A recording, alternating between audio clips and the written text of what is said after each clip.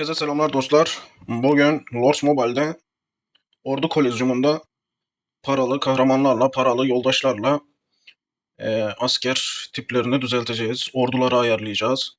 Arkadaşlar, e, Kolezyumda her hafta değişime göre, asker tiplemesine göre güncel olarak videoları yapıyorum. Videoları izlemeyi unutmayın. Arkadaşlarınıza göstermeyi unutmayın. Herkes ayrı ayrı liglerde biliyorum. Onun için birinci ordu, ikinci ordu, üçüncü ordu olarak bunun ayarlamasını yapıyoruz. Açıklama kısmına videonun, yorum kısmını incelemeye, bakmayı unutmayın. Çünkü oralarda eklemeler yapabiliyoruz arkadaşlar. Ya da başka bizi izleyenlerin, takipçilerimizin orada aynı şekilde yorumlar olup farklı bir görüşle videoyu destekleyenler de olabiliyor. Sizin de düşünceleriniz olursa videoya yazın arkadaşlar. Şimdi biz paralı olarak oynayanlar ya da paralı dediğim gibi kahramanları, yoldaşları olanlar için ayrı bir şu an videoyu yapıyoruz. E, Mesela dün yaptık.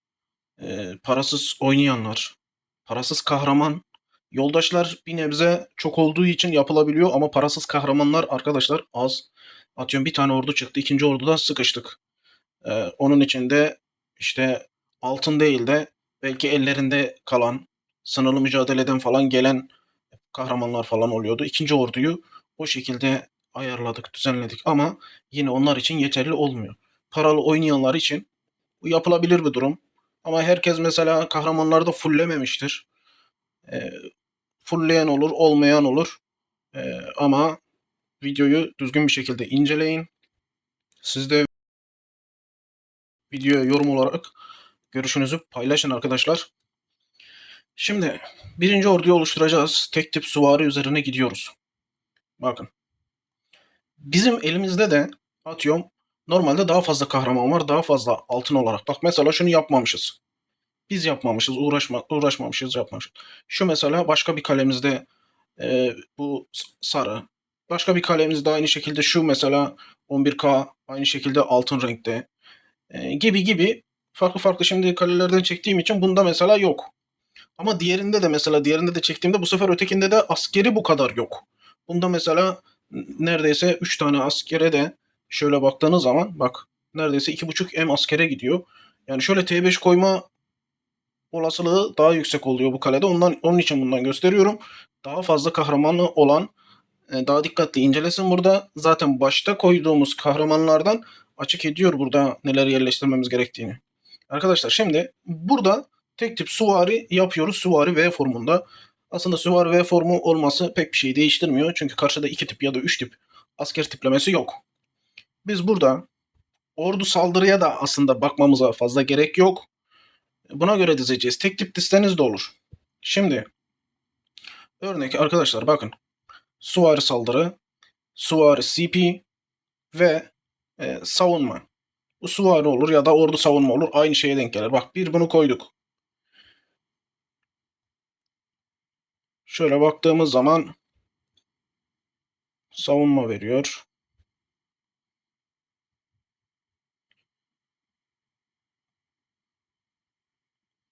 CP.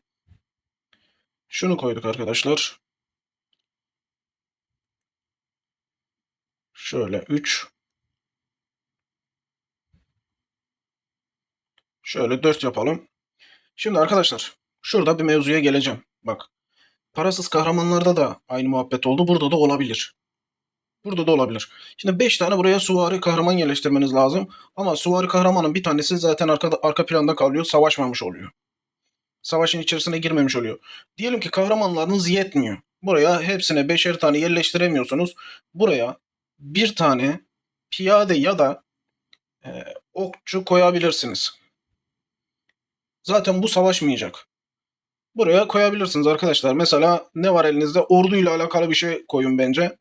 Şöyle orduya 20 veriyor örnek. Şu.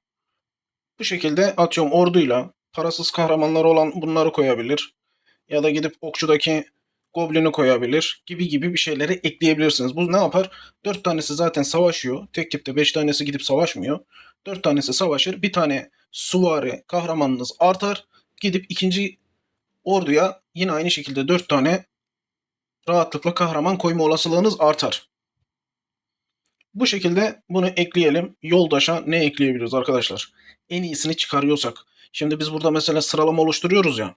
Bu sıralama oluşturmada arkadaşlar şuna öncelik veriyoruz. Şimdi çoğu kişinin belki yeni başlayanlar da dahil sadece bir tane ordular var. Normal orta segmentte gezenlerin iki ordusu var.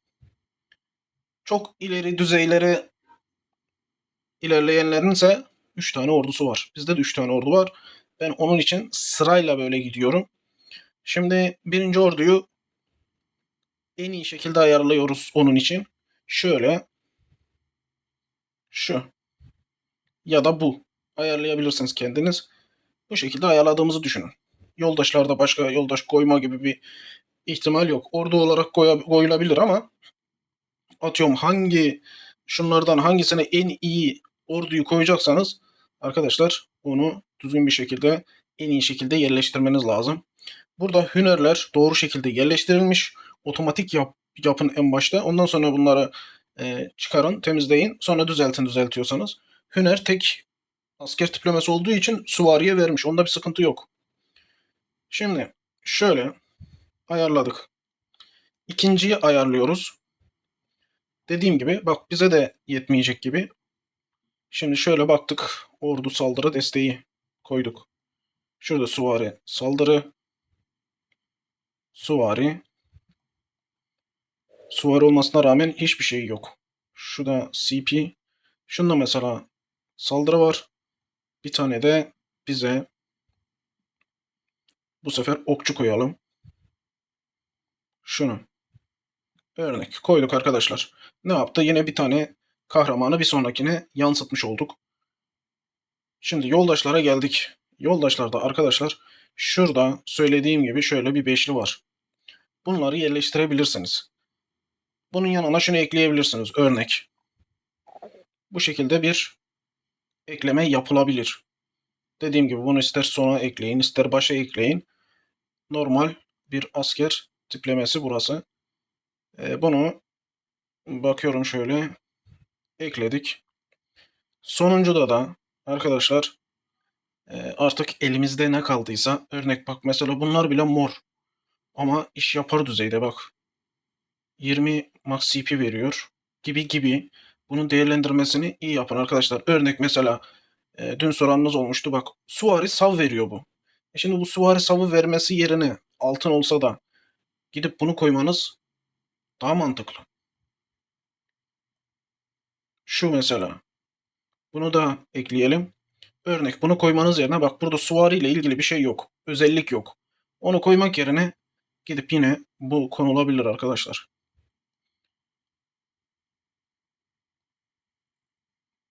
Evet. Bu da aynı şekilde konulabilir. Şöyle bakıyorum. Bak ikisi de CP sav diyor. Evet. Şunlar da direkt aktif edilenlerden herhalde de yine ötekilerden iyidir deyip koyuyorum arkadaşlar. Şöyle koy. Bıraktım. Evet. Dediğim gibi parasız oynayanlar mecbur şunları bırakmak zorunda kalacaklar. Biz de bu şekilde yanına da aynı şekilde bir tane ordu sav ordu SLD olarak eklenecek bir şey koyabiliriz. Örnek bu. Şöyle bakıyorum başka var mı? Yok. Şunu koyayım. Evet, şu konulabilir. Bunun gibi orduyu etkileyici şu da konulabilir arkadaşlar. Orduyla alakalı bir şey koyabilirsiniz. Hepsinin en sonuncusunu bu şekilde bir beşli yaratabilirsiniz. Yoldaşlara yine geldik. Evet, yoldaşlarda da arkadaşlar ne seçebiliriz? Şu. Max CP düşür. Süvari saldırı desteğini arttır. Bu aynı şekilde. Sav'ı sonraya bırakıyoruz. Bunlar da aynı şekilde. Şurada iki tane daha atıyorum. Orduyla alakalı ya da kahramanla alakalı var. Şunları ekledik diyelim. Bu şekilde arkadaşlar 3 tane ordu oluşturabilirsiniz. sırasıyla gösterdim arkadaşlar. Bir tane ordunuz varsa bu şekilde, 2 tane varsa bu şekilde, üçüncü varsa artık varlıktan yokluğa doğru gidiliyor gibi gösterilebilir. Bu şekilde 3 tane ordu ayarladık.